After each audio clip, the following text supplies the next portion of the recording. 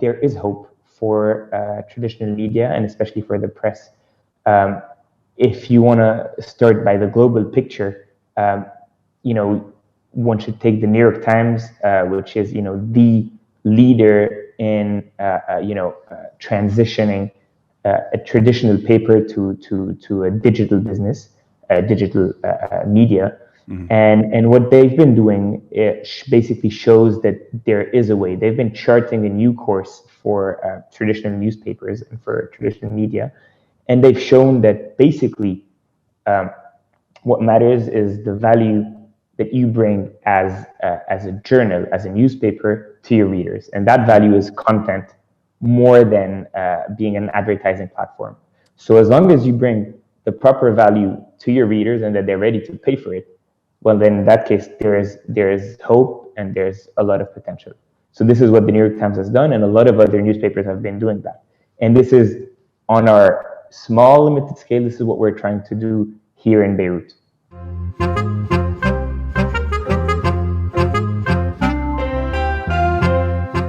This podcast is made possible by the generosity of listeners like you. Kindly consider a contribution through Patreon or PayPal. Links are in the details box. Patreon is a monthly subscription that you can cancel anytime, and PayPal is a one-time donation. Any amount is appreciated. And follow us on social media. We're on Facebook, Instagram, and Twitter, the handle, the Beirut Banyan. And you can find us on our YouTube channel with the same name, and you can start watching the episodes as they're released. Thank you for listening, and thank you for watching. I'm Ronnie Shatah, and this is the Beirut Banyan.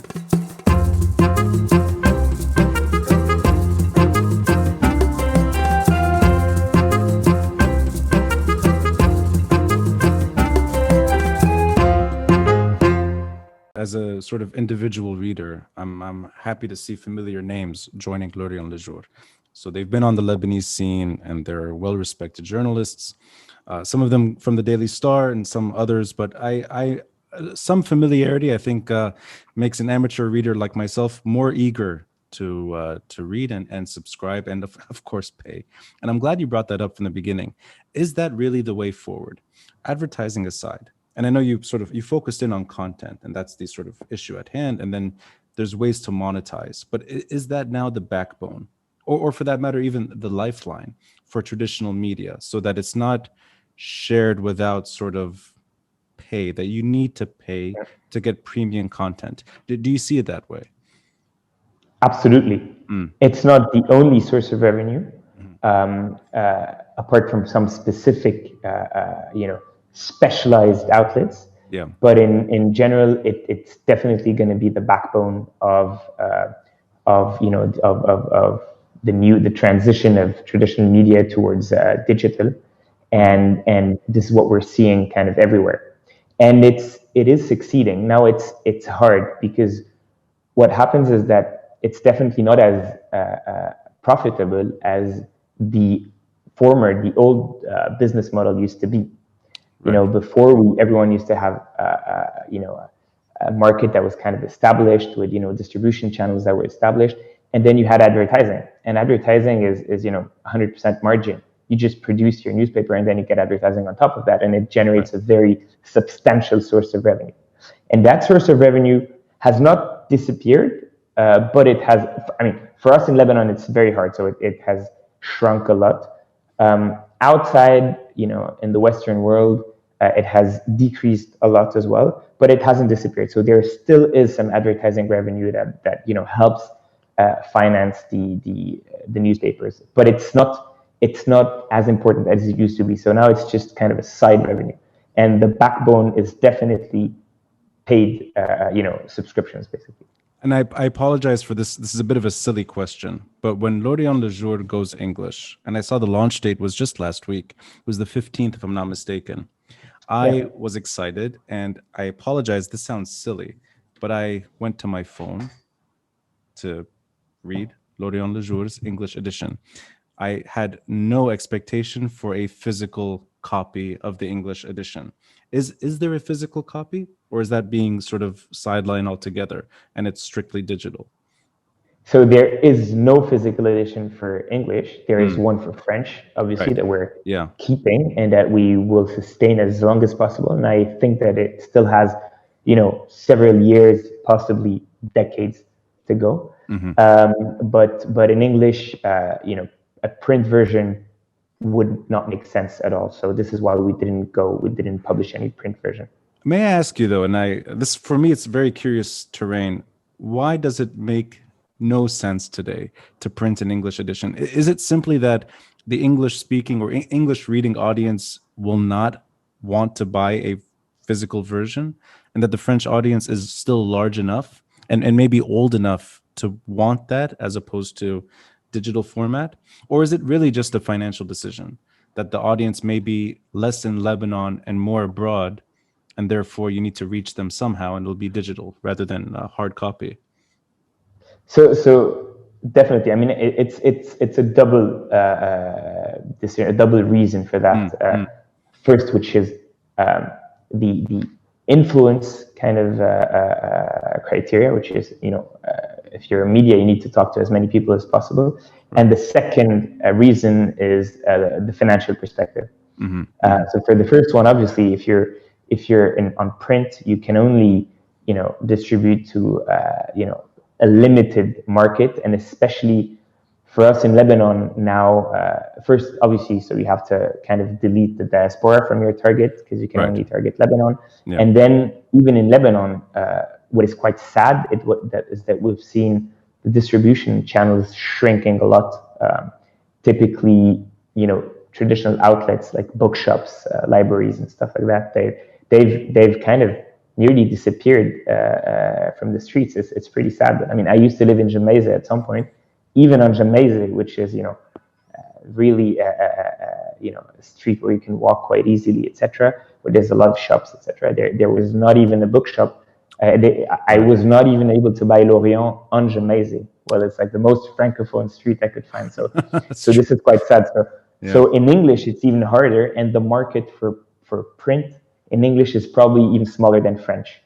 Right. So, which is interesting because our traditional market in French was quite loyal and quite substantial, obviously, relatively speaking, while the English-speaking market in print is even smaller. I think that the families that would be English educated would read more in Arabic, while those that were French educated would read more in French. So this already makes the influence in the market like quite small.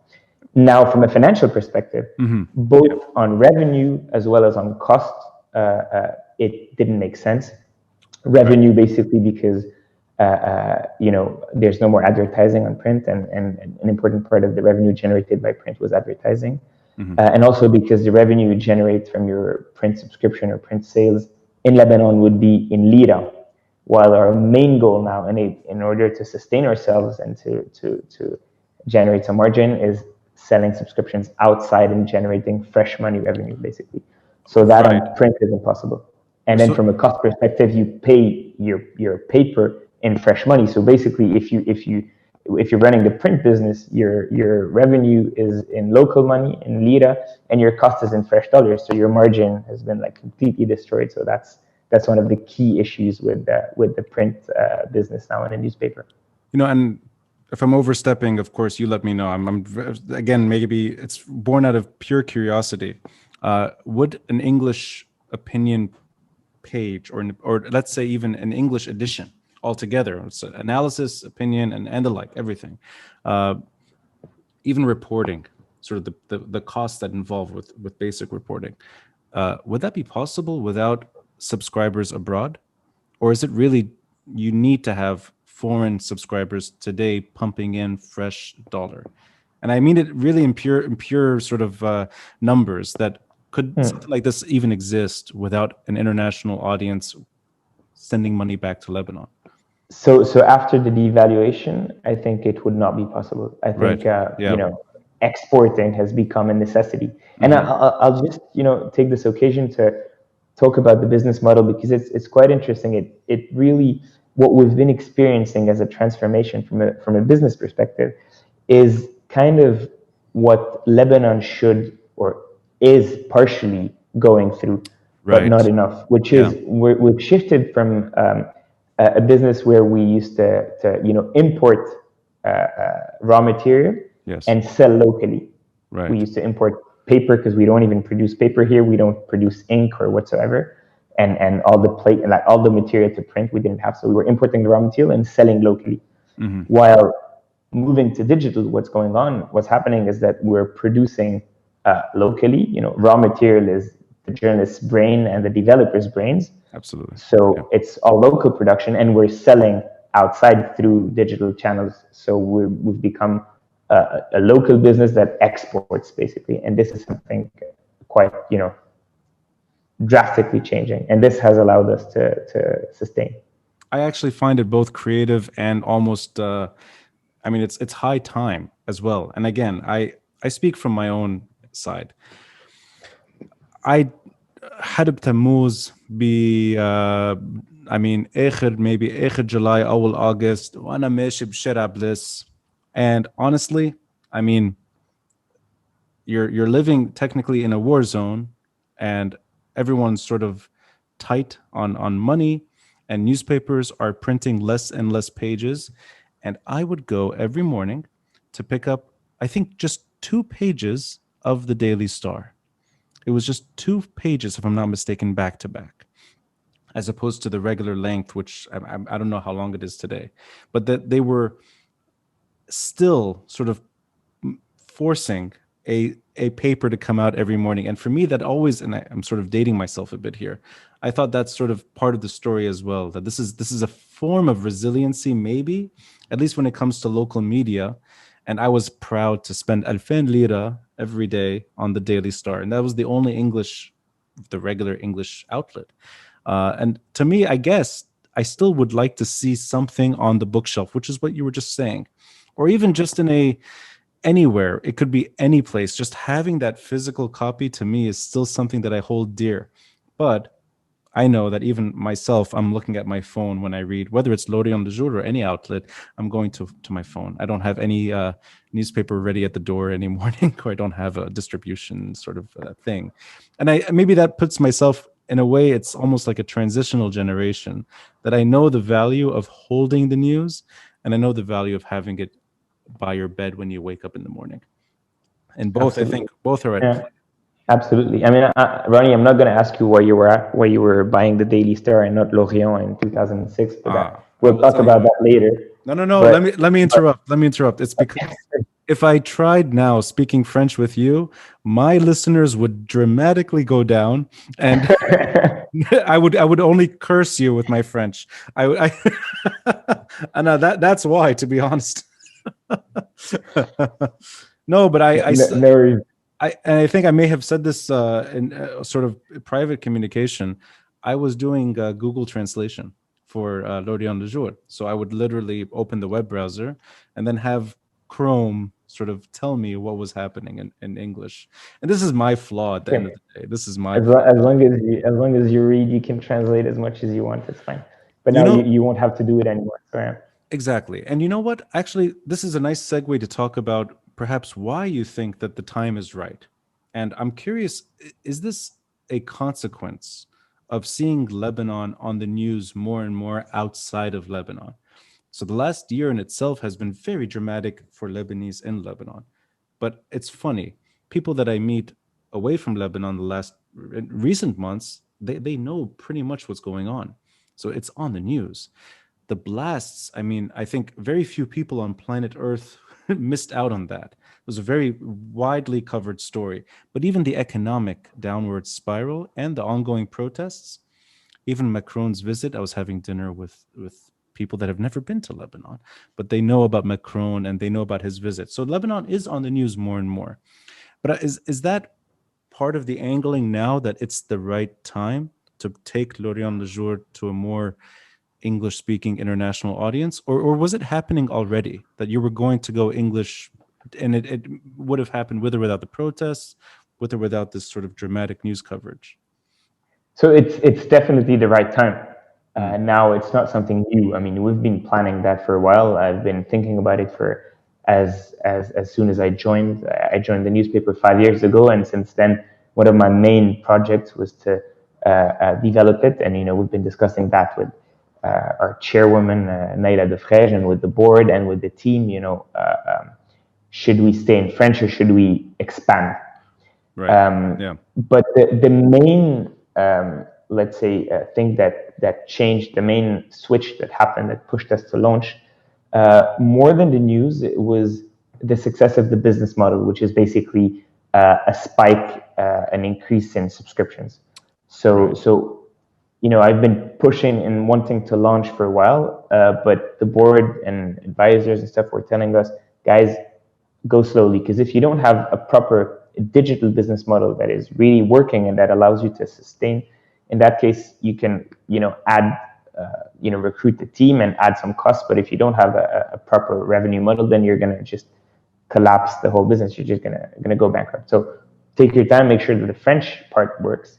And then once it's done, in that case, we'll think about it and launch. But then obviously when the Fauda happened, subscriptions went up very quickly. We were already in our minds, we're already like, okay, we're gonna have to go for English, but it basically exploded from interest, readership, subscription, audience perspective, and the diaspora was following very, very closely. Our Instagram, Twitter pages just boomed.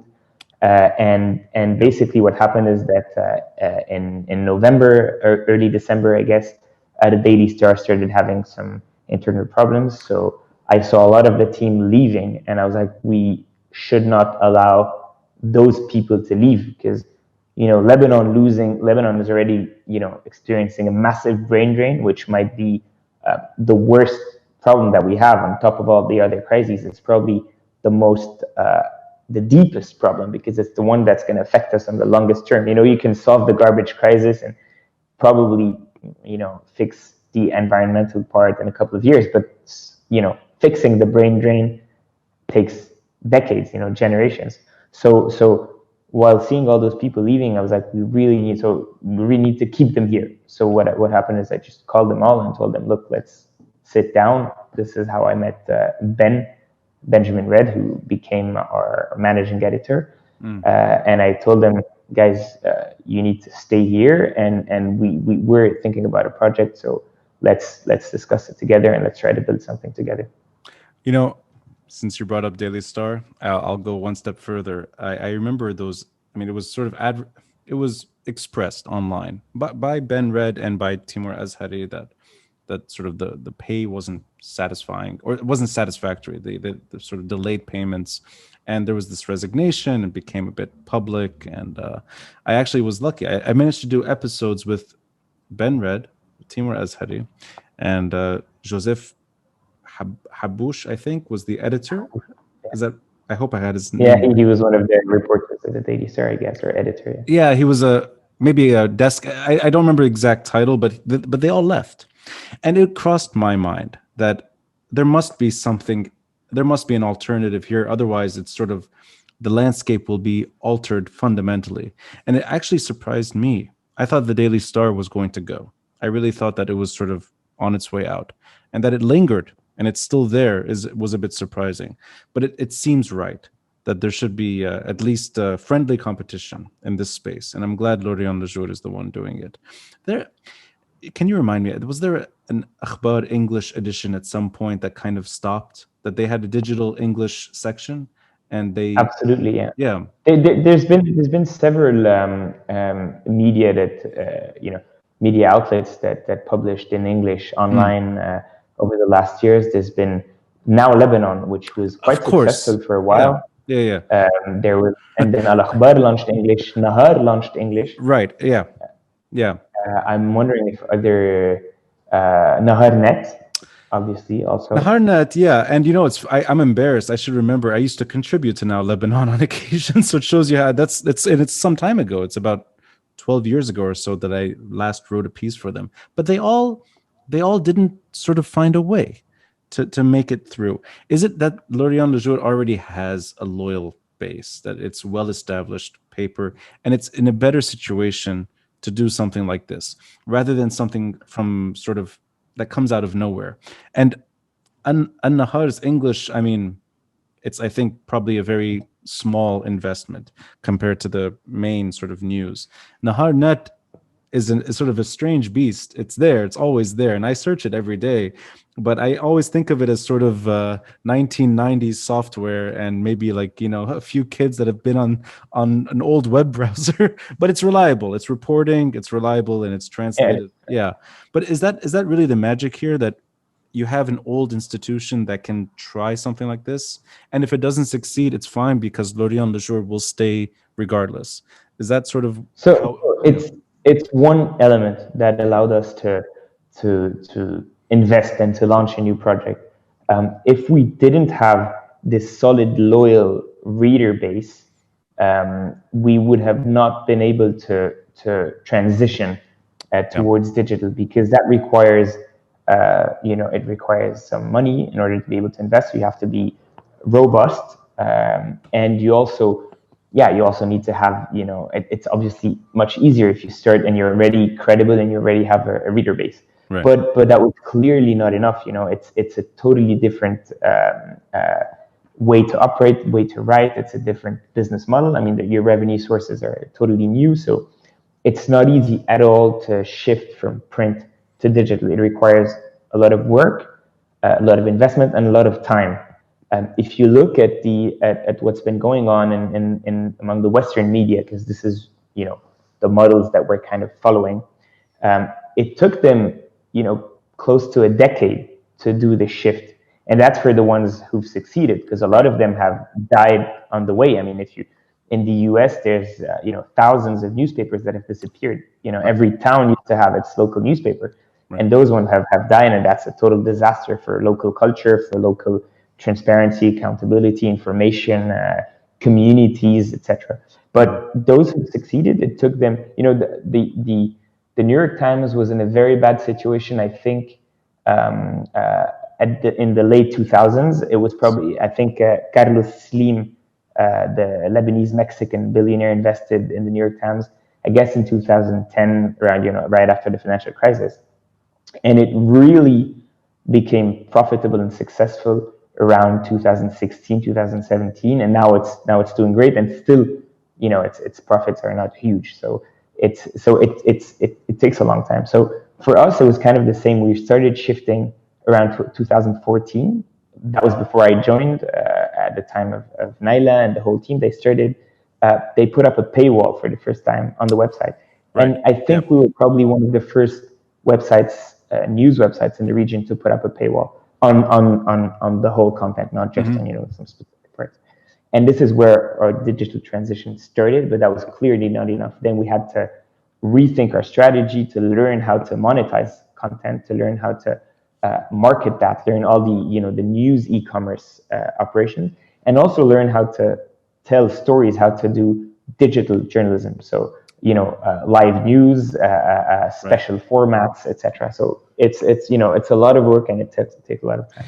But that digitized content, or digital friendly content, is really impressive. And sort of the New York Times, I think, is doing outstanding work. That it's not just a newspaper anymore. It's almost like it's a news source that fits every sort of format. And I mean, it's very, very high quality. And also something else, the way the paywall shows up, I think, is very important. And I like the way it shows up in L'Orient-Le Jour. Not a big fan of how it shows up in other outlets. Sometimes even the Daily Star. It makes you reluctant to subscribe and pay. And I think maybe there's an art there almost in ensuring that once you pay, you're getting something worth your money. And Absolutely.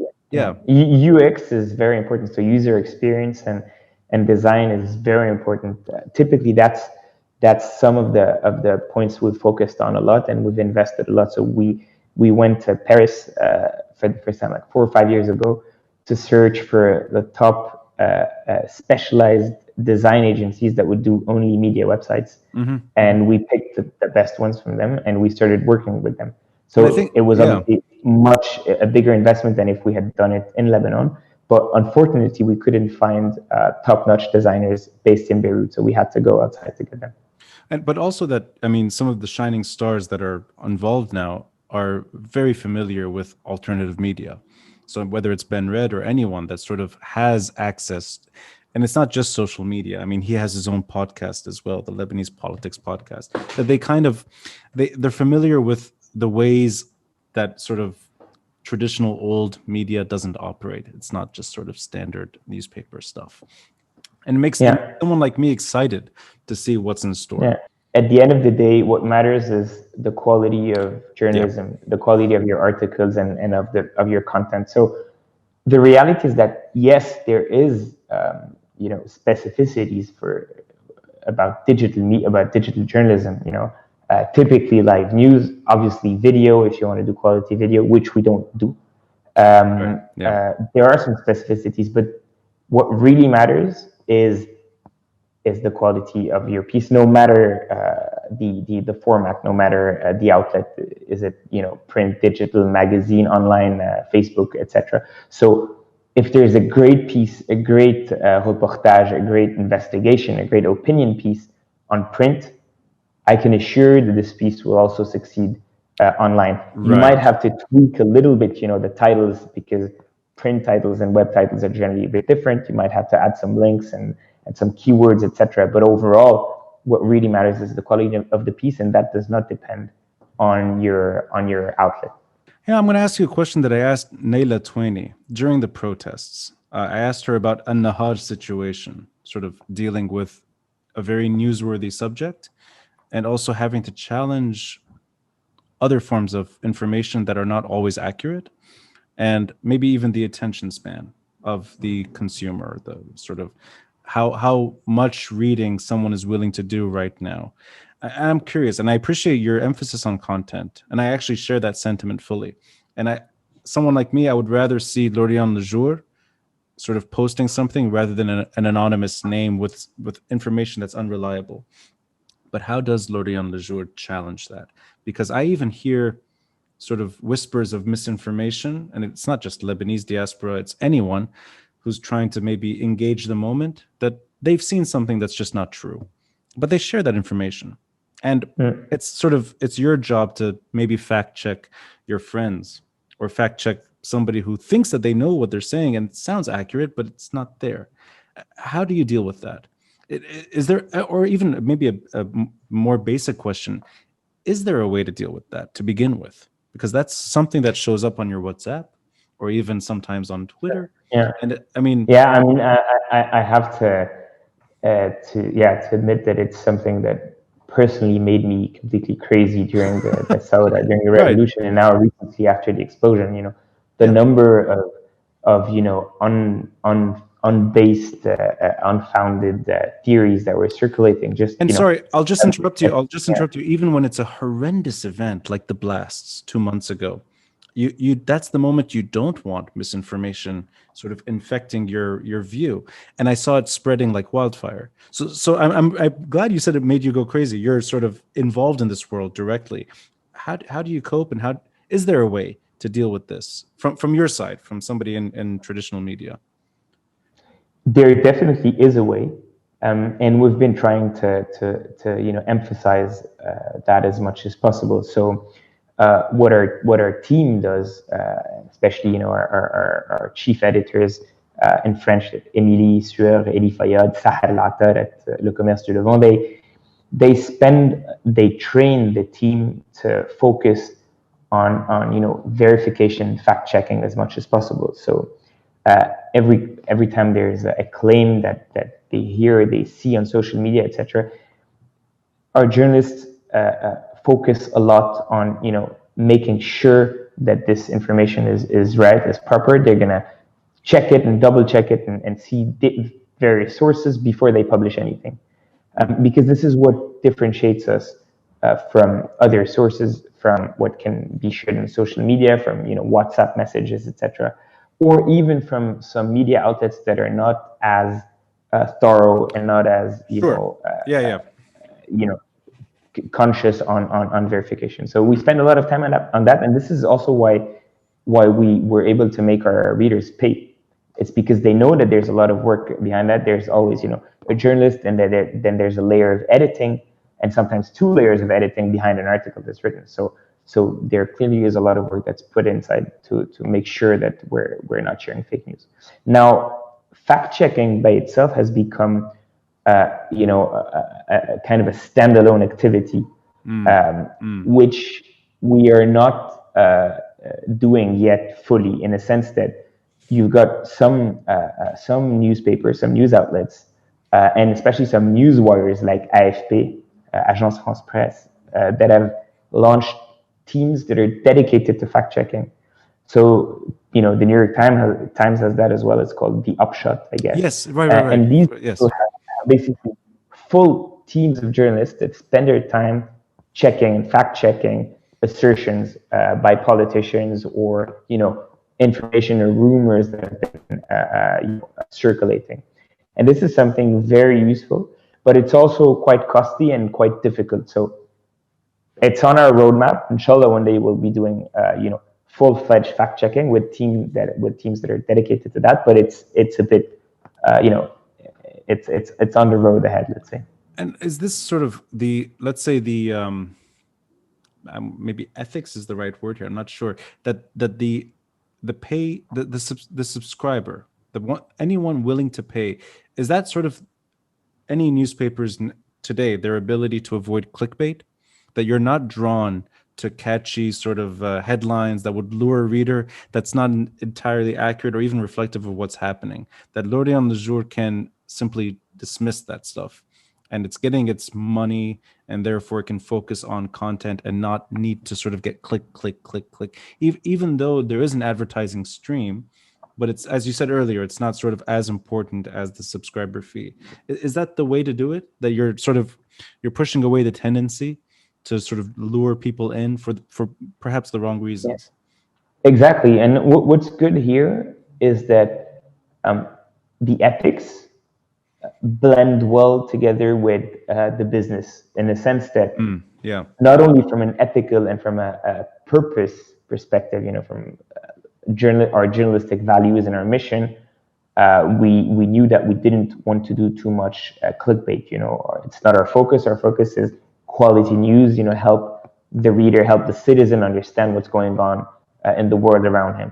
Mm-hmm. So that was our purpose. And at the same time, we realized quite quickly around 2013, 2014, that actually online advertising, which was kind of directly linked to clickbait, would not work or not as well as expected. So the money generating by clickbait thing was very low. Right. And at the same time, it was kind of destroying and affecting your brand equity and your credibility a lot. So we were losing. If we were to do that, we would have lost on all aspects, basically. So we quite quickly, we never went for clickbaiting, but we pretty quickly, put it aside completely and said, we're obviously not going there. We're going to focus on quality, on building, a unique relationship with the reader, making sure that, we're talking to the reader, we're understanding what he wants.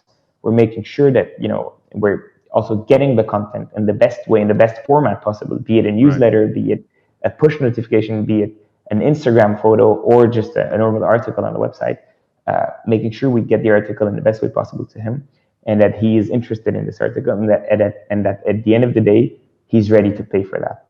And the big difference between this model and the clickbait model is also that in this model, you focus on a smaller audience.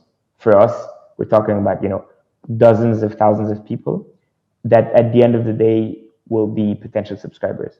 Right. If you're talking clickbait, you're talking about millions of subscribers. So, 10 or 100 times more. Yeah. But those people that would just come, randomly on your website and then not come back anymore. And those people for us have actually no more value. So we really focus on the ones that are interested and the ones that at the end of the day will be ready to pay. But I appreciate that quality and content emphasis over clickbait, and it gives you that direct relationship with the reader, that you can perhaps even rely less and less on advertising revenue. That it almost becomes, in a way, it's sort of like you found a direct line, and if they're not happy, they're not going to pay. But if they're happy, they will pay. And it sounds like enough people are paying, which is always a good news, or a good sign. And I'm going to ask you maybe a slightly more personal question here. I was lucky that it must have been days after the blasts, maybe within a week. I spoke to Julie Kibbe a L'Orient-Le Jour reporter. And I mean, I think it came up halfway through the conversation that she wasn't at her home. She was someone else. She was somewhere else, and she wasn't able to go home because her home was destroyed. And she shared a photo of what her apartment sort of, I mean, horrifying images that we're all familiar with now. It struck me as sort of, this is such a huge challenge to be in physical harm's way, reporting for a news outlet during a crisis, and then a blast that almost kills you as a result. And yet you're still sort of trying to portray the picture as it is. And I wonder if that's sort of, this may be a bigger question about objectivity, that can you as a reporter or even a executive director or anyone involved right now in the news business with what's happening in the last year and really the pain that we're going through right now, is it even possible at this point to offer sort of a variety of views of what's happening? Or are you naturally sort of leaning towards a particular set of views that perhaps may not fully resonate with everyone, but it seems to be sort of the healthier way forward? And I'm being very careful here because I don't want it to seem like it's just sort of a decision between interviewing protesters about what they think and politicians. I mean, it maybe more broadly. Is there a way to approach this subject as an objective person right now in Lebanon? Is that even possible? And again, knowing that maybe certain newspapers have a set of views built in, and I mean, it's so it's not only possible; it's essential to give as varied, as diverse perspectives as possible on a topic. I think it's essential, and especially in these times, because we're living critical times where we sometimes lose, lucidity, and we need to kind of take a step backwards and understand what's going on. So definitely having various perspectives that are not the same is something essential. Sure. And this is the reason why we've launched our opinion pages 3 years ago. We didn't have, a dedicated opinions section. We've launched it 3 years ago. It's doing really well. And what this has allowed us to do is that it's helped us become not just a newspaper that tells the news as we see it, but also, it's helped us become a platform for various opinions in Lebanon. This is what we want to be. Our core mission, our core project is investigate our failure as Lebanon, as a system, and at the same time reflect on how to build a better country for all its citizens. So on investigating about our failure, and at the same time on reflecting on how to build a better country, for both, having diverse opinions is something essential. So our opinion pages are going to be something essential for that. Now, when you talk about the Thawra, etc., obviously, I mean, I'm not personally a journalist, and I'm not personally covering the news. I leave the team to do that, and my role is to defend their editorial independence. So I'm not going into that, but obviously I live and I work with them all the time. And obviously we are not that, how do you say, we're affected by what's going on, and we have political views. Every journalist, he is objective. The journalists have to stay at a certain distance from what's going on, but at the same time, they have feelings, and a lot of them have been, covering the protests. And when you're covering the protests, you cannot just stay completely indifferent. So we're at, it's interesting because at the same time it's a bit of a mix. We on the one hand, we are trying to stay, as distanced as possible and as objective as possible while covering the news. But on the other hand, what drives us is also our commitment to our mission, our purpose, which is also building a better country, or at least, thinking on how to build a better country and investigate on what has failed. So we're also driven by this commitment, by this, willingness to also to see this Thawra succeed. I mean, this is what's clear is that the huge majority of our journalists were definitely supporting the Thawra on a personal view. This is very clear. But I think, okay, and I hope I'm asking this the right way. And let's say these sentiments are shared, and a team of journalists sort of is more or less on supportive of the ambitions of the average protester over the past year. Is it possible at this point to even entertain somebody who is fully opposed to the protest movement in a way that you would treat somebody who is supportive? In other words, are there red lines when it comes to let's say the last year, since October 17, 2019? Are there red lines that the newspaper doesn't cross? And that could be even maybe speaking about subjects that were taboo before, but they're no longer taboo. And I mean, and it could be somebody who doesn't want the protest movement to succeed. Would the newspaper be able to sort of entertain that view on the same level as somebody who really wants the protest movement to yield results? The newspaper can entertain or at least inform anyone who wants to read the news and wants to see things as they are. So This is definitely our job, and we definitely need to talk to everyone. I mean, our goal is not just to talk to some specific, protesters or only that group of people, etc. We need to be as open as possible and to talk to everyone. And our news is based on facts, on covering facts as they are, and then explaining and analyzing facts. So this can definitely be understood and be read by everyone, and it has to be. That's our purpose. Right. And then opinions are more clivant, as we say in French. It creates a bit of discontent, obviously, because if you don't believe in that opinion, then you're not going to be happy while reading it. But this is the reason why we need to have diverse opinions, and this is the reason why we need to also kind of open up. And our mission also our role over the last years has been to open up as a newspaper, trying to bring as many different views on our platform, and trying to make sure that a variety of perspectives are represented. So definitely that also means talking to everyone, without being ashamed of your convictions, right, and of what you think and your opinions. Yeah. No, but the reason I bring this up, and the reason I'm curious from your side, is because I always thought that is a burden on traditional outlets. There's almost it's a built-in quality, which is unbiased, all sides of the story, reporting, fact-based, and you sort of dissect your opinions accordingly. And the alternative space, or even sort of small fish in the sea, or even someone like me who's sort of just on the fringe, let's say, I think there's no burden. You can sort of create your own, you draw your own lines. And then you have sort of alternative media that really took off, at least in the last few years. And I spoke to Jean Assir recently about Megaphone. Yeah. And they're sort of doing a great job. Yeah, and they're unashamed of where they stand, and it's built in.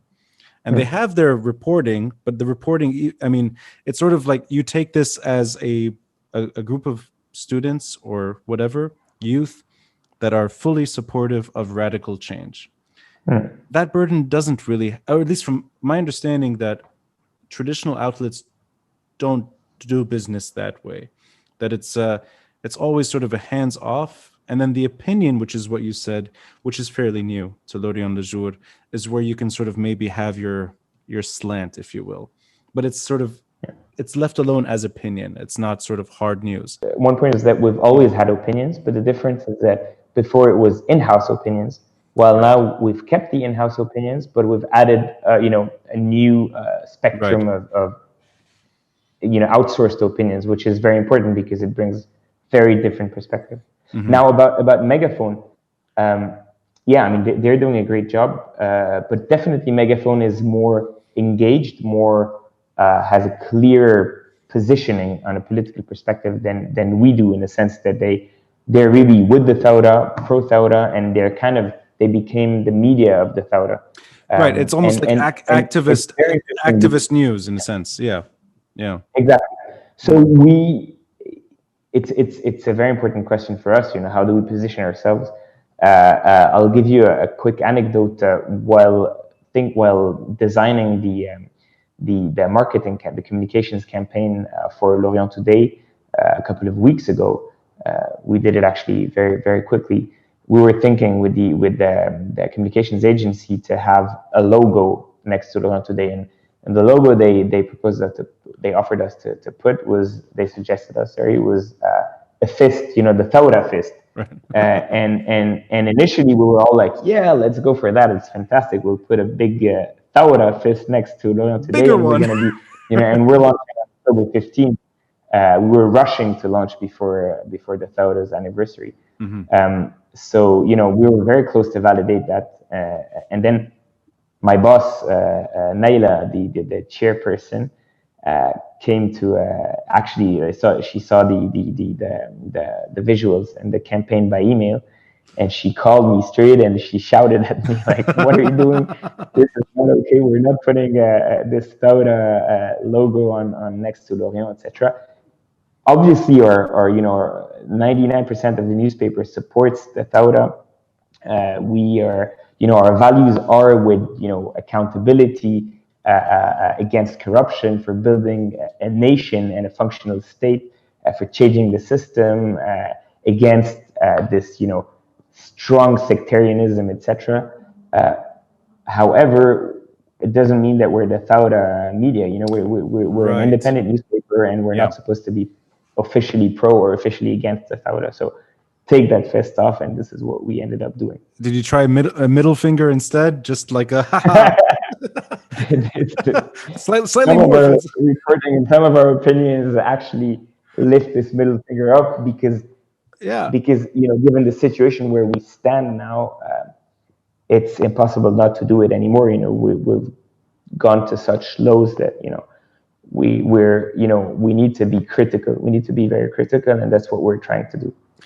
I'm going to push one step further, and I ask you because I what you just said resonates with me, that you're holding firm to your principles, and at the same time acknowledging that fundamental change is desperate, and whether it's 99% or 98% or whatever, it's an overwhelming majority of readers and listeners and viewers and the like that see eye to eye in that sense, and they want change, and then they turn to an outlet like yours to learn more about what's necessary for change, from the accountability and reform and transparency to everything when it comes to the state. That said, are there issues today that remain, let's say, problematic for a newspaper like L'Orient-Le Jour? And I'll give you an example. In the old days, it was almost, you had to think maybe 10 times before you would express a view about the Syrian regime. And then until 2005, that was still the case. And you had journalists being assassinated for expressing those types of views. But I think the journalism, free expression, that momentum, it won. And very few Lebanese journalists today, I think, are afraid to express their views about Syria's role in Lebanon. And this is all in hindsight now, but I think there's some flexibility there that wasn't there before. And I think that's sort of the backbone of any sort of revolutionary moment, that you break free in that sense. Are there hurdles today that perhaps would prevent an outlet like L'Orient-Le Jour to go too deep or too far in a particular direction? And I'm going to use maybe the classic example. Let's say weapons comes up, the issue of Hezbollah's weapons. Is there really sort of we will talk about it and that's that, and we accept the risks that come with that? Or is there some hesitation on some sensitive issues like that? And by the way, it's not necessarily just Hezbollah. It could be other issues. Let's say even religion, for that matter, is a sensitive issue. And I think sometimes it's sort of, there's some hesitation to go there. Are there areas where L'Orient-Le Jour deliberately says we can't go too far in that direction? We have to sort of step back a bit. And it may be literally for, and I mean this in brutal terms, it may be for survival, that there's a cost that's been displayed before, and it's not something that maybe L'Orient-Le Jour wants to push. There definitely are some red lines, and probably more so in Lebanon than in other country. And as you said, I mean, we come from a history of a lot of journalist assassinations. Goes back to Kamel Lemroui, I guess, in the 60s. Yes. When he was a child, I forgot when he was killed, but that's decades ago. He started during the war. He started the Daily Star, if I'm not mistaken, in the 50s. Absolutely. Yeah, so he's the first English. And Al Hayat, if I'm not mistaken, as well. Yes, yeah. So he was assassinated, and obviously, much more recently, Samir Asir, who was also a journalist at L'Orient. He was the head of L'Orient Express, the managing editor of L'Orient Express for 2 years, which was very good, high quality magazine. I guess it was published, cultural, but also talking about society and politics, and it was very critical of Hariri and of the Syrian regime at the time. Right. Yes. In the late 90s. Gibran Twaini, obviously, who was very close to us, also, being the Nahar chairman and CEO, because we were quite close at the time, L'Orient and Nahar. So, I mean, there's definitely a history of journalists being assassinated. That being said, red lines have changed over time. In the 90s, what was going on is, for us, given that we were in French, first of all, being in French helped us, keep those red lines a bit more blurry. Right. That we were able to criticize the Syrians more directly than if we were in Arabic, because we were considered as less sensitive. They didn't have their bashghal, so they couldn't. And absolutely, and Syrian officers, I guess, were not fond of learning French. So some of them actually spoke French, but not all. So what at some point they actually, and that's an anecdote from Isa Ghraib, our former managing editor and current columnist.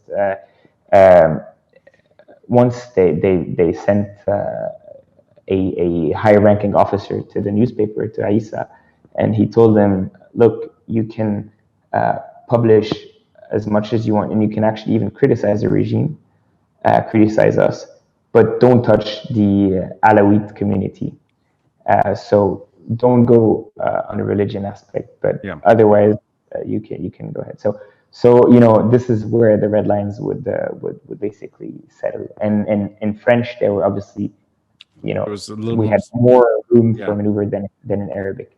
Which is still the case today. I guess that being in French has helped us. Now, moving to English is probably getting more sensitive also, because we're reaching more people.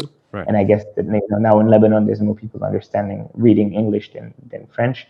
And when we go to Arabic, inshallah, we'll do also Arabic in a couple of years, that it'll be clearly more sensitive from a political perspective.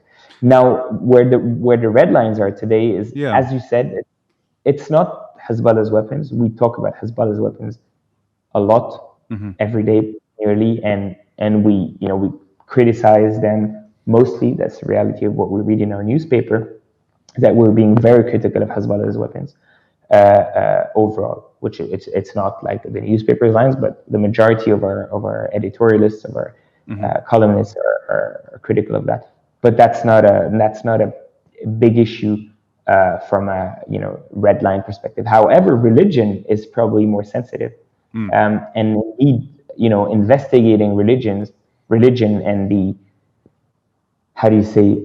the corruption that's also ingrained in our religious system, is in our sectarian system, is something that is much more sensitive, and that where we haven't dug into it too deeply. Now, one important thing on that as well is that in general, it's more self-censorship rather than imposed official censorship.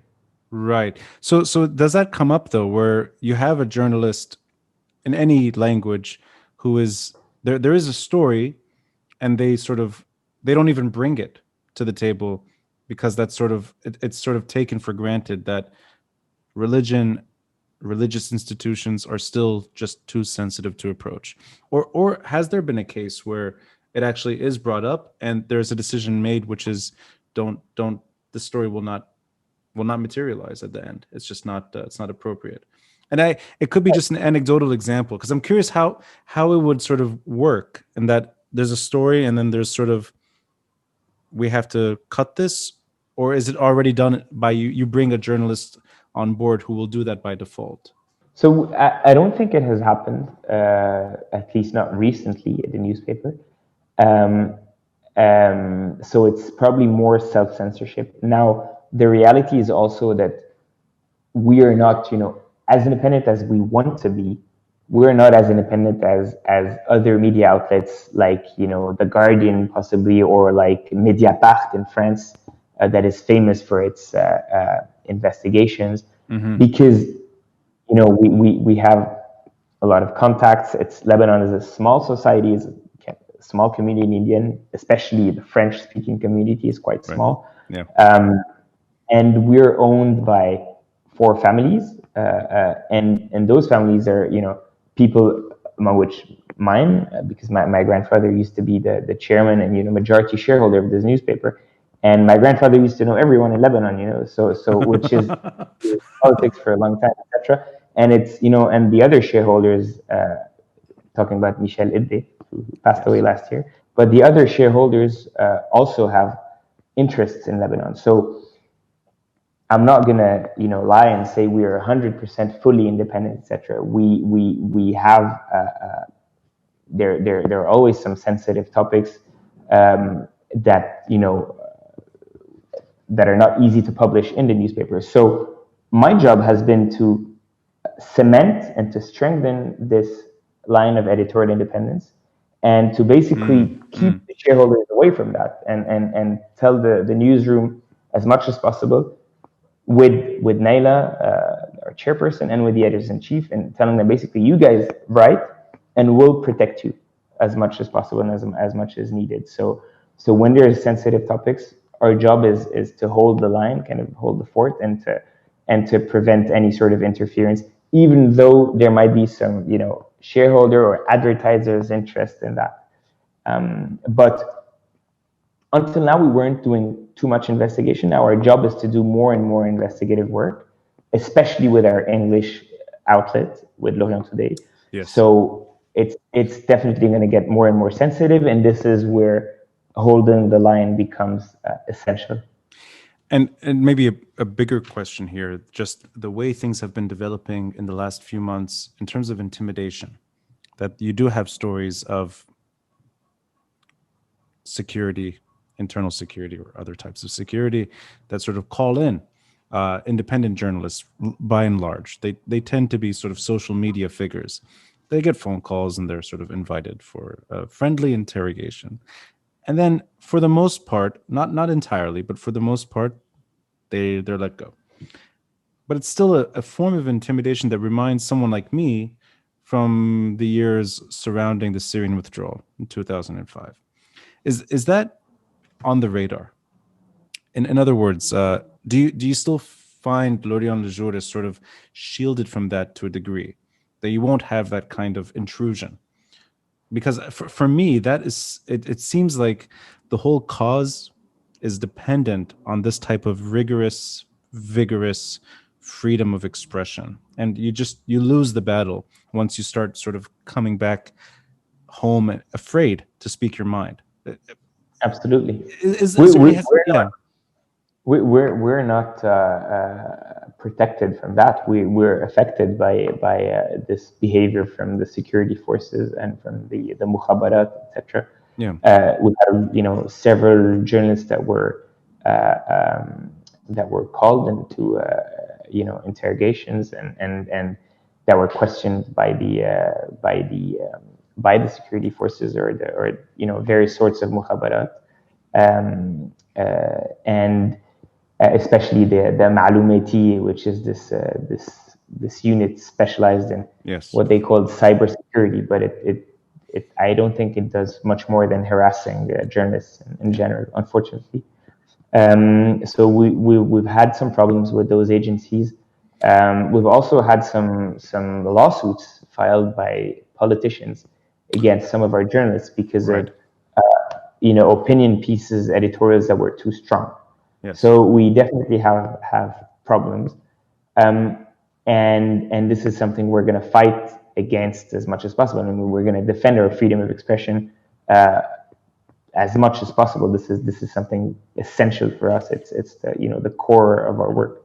Now, you also have to be how do you say, realistic. We're lucky compared to the rest of the region. I mean, anywhere else in the region with freedom of expression is much lower than in Lebanon. We've seen it in Egypt with an outlet like Mada Masr that are doing amazing job. Yes. Yeah. Syria is even worse. The Gulf, the GCC in general is also very bad from a freedom of expression perspective. So despite everything that's going on and despite the behavior of security agencies, we're still quite lucky to have that in Beirut. And this is also the reason why I personally believe that Beirut has a lot of potential from a journalistic, from a media perspective. We're free to tell the news as we see them and to tell our opinion, to speak out. And this is obviously a pillar, an essential pillar in order to build a proper sustainable, decent media ecosystem. And we owe it to Beirut because Beirut used to be the capital of the Arab press and the capital of freedom of expression in the region. So this is also something that drives us to sustain L'Orient, to develop it and to stay true to our mission. I think that fight is existential. And I really believe that, and you just said it, the region's best writers and journalists or anyone, and even communities that didn't feel secure, they would sort of rush to Lebanon, seek refuge in Lebanon, and that was the bastion. And I'd like to believe that despite all the pain and agony, that this issue, freedom of expression, will survive. And I find it to be so fundamental. It's really I don't think it's worth fighting if you don't have this to help you win the battle. And I want to ask you. You brought up your own sort of family in history and its involvement in the newspaper. I always forget, and it's my fault because I'm not. I hear Michel Shiha's name all the time on this podcast, and it's always sort of coming up in. We're like almost like philosophy at this point. It's Michel Shiha, Michel Shiha. You should read Michel Shiha. You should do this with Michel Shiha, Michel Shiha. I completely forgot that this newspaper. I'm moved to hear that. I'm gonna tears here.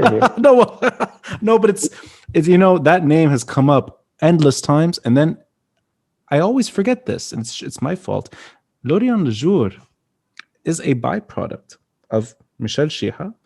And I hope I got this right. Is it George, Gabriel Naash and Gabriel Khabaz? Sorry. Naash and Gabriel Khabaz. Yeah. Right. Which those are very important names too, but it's Michel Shiha. And then I forget that it's Le Jour.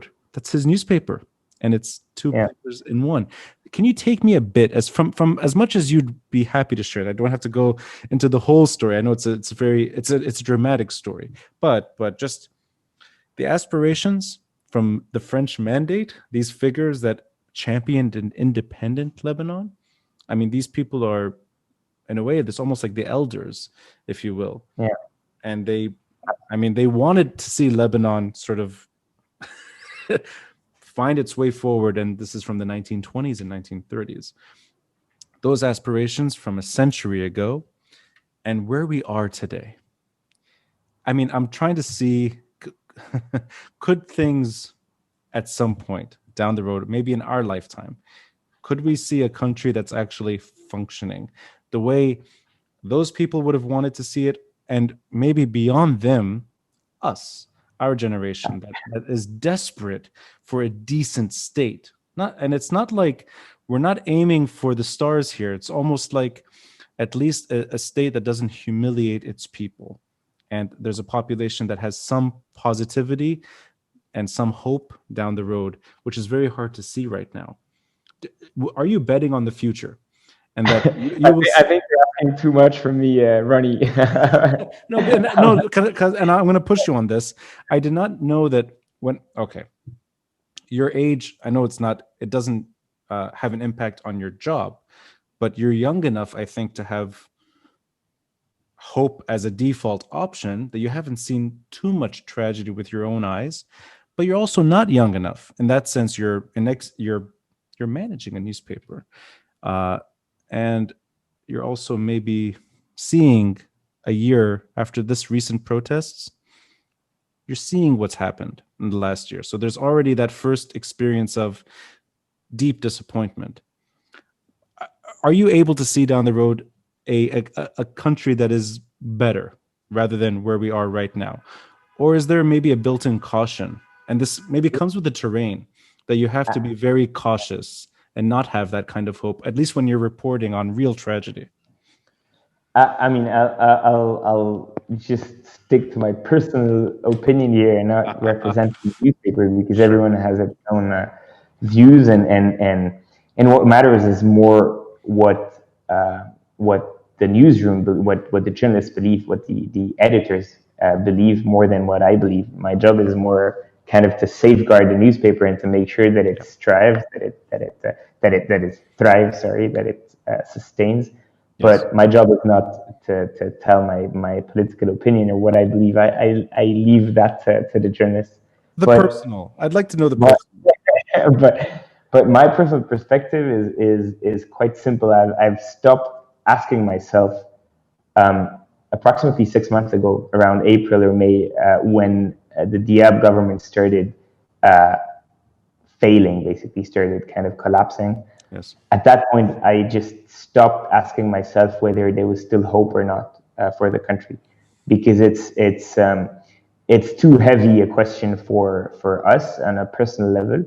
So at least for myself. So what I started focusing on was more of a day-to-day battle to do what we can do and do what we should do, and this has basically been for me the battle for the newspaper, and making sure that the newspaper, as I said, thrives, and that as much as possible, and that we, tell the news, investigate, debate, build as much as possible. And by building, it was also expanding to English. So those were our big battles, and we're lucky to be in a company, in an environment that is at least where there is work to do, where there's real activity, where we have objectives, goals, and challenges, where we have something to think about, and where we have a real purpose in our job every morning when we walk into the offices, when we go reporting on the streets, which is not the case for a lot of people that have lost their jobs and that just waiting for one thing, which is to leave. At least here we have something to do, we have something to fight for, so we're lucky about that. Well, I mean, it's a very careful way of answering that question, which I appreciate. I know that I share I think of it as a fight as well, and I think purpose matters. And when things are very difficult, I think purpose matters all the more. And I do see it as this expression without fear. I think it remains. Once that goes, I think I'd be very, very, very pessimistic and unable to see what lies in store. But at the moment, this kind of aspiration, I think, is essential. And absolutely. I'm going to link L'Orient-Le Jour's English edition to this episode. So anyone that wants to subscribe, they can just subscribe. And I'll be subscribing myself. I appreciate anyone willing to stay up this late to speak to me. I know it must be 10:30 now in Beirut, so I won't take too much more of your time. I'll just wrap it up by saying I'm a big fan, and I wish you the best. And I'm glad to see an English alternative that's credible, and I'm looking forward. I'd like to see Daily Star survive. I think I think anyone who sort of has that sort of nostalgia and maybe depended on the Daily Star for many years wants to see it survive, I'm equally happy to see L'Orient-Le Jour's English edition take off. So thank you so much, Michel. I really appreciate your time. Thank you, Ronnie. It was great speaking to you as well. And looking forward to your subscription, definitely. If you give me a free subscription, I'll buy one for That's what we agreed on. But yeah, no, but we definitely need feedback and critical feedback. We need people to read us. We're still building. We're not, we haven't reached our goal yet. I mean, this was just a launch. The team is still halfway through its full composition, and so we're really working on hiring top-notch journalists, refining, understanding exactly what people are looking for, and developing our content, our production, in order to meet the needs of our readers. So there's a lot of work, and we definitely need feedback, criticism, and discussion in order to improve. So feel free. My amateur understanding is that it's in good hands. So I look forward to Inshallah. subscribing. Thank you, Michel. Thank you, Ronnie.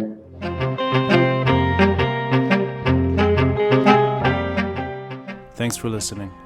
And a friendly reminder to help support this podcast by contributing through Patreon or PayPal. All links are in the details box below. Until next time, I'm Ronnie Shatah, and this is the Beirut Banyan.